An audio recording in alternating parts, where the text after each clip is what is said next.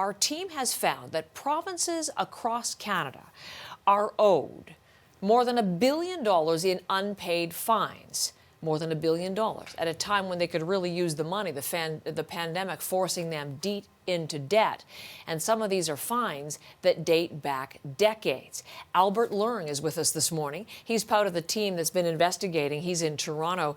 Tell me a little bit more about this number, Albert. More than $1 billion?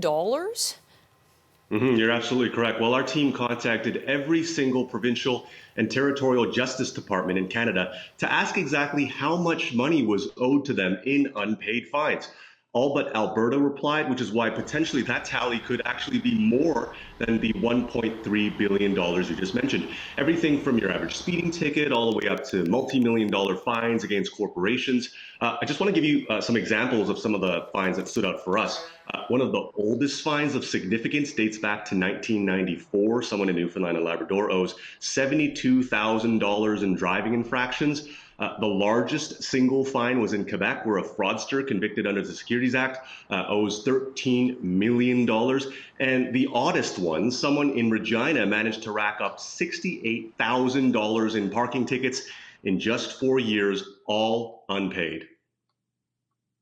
This is a very interesting, as we said, jaw-dropping, eye-opening. There's another large fine that I've known that you've honed in on.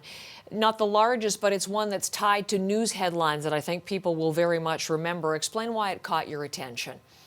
Yeah, a bit of a 1B headline, if you may, in all of this. Some of our audience may remember the deadly Sunrise propane explosion in Toronto back in the summer of 2008. Sunrise was fined roughly $5.5 million under the Environmental Protection Act. That fine went to appeals, it failed, and now essentially sits idle with a collection agency some 12 years after that tragic incident that took the lives of 2 people. One of the victims was a young engineer for Sunrise named Parminder Saini. We managed to track down his brother Vikram, who had no idea the fine still hadn't been paid. It's hard for my father and mother. Really, from the starting, my family wanted them to be in prison. After that, I stay here. My father and my mother want us to fight for his justice, right? He didn't get anything. Like my father and my mother, they were just still waiting.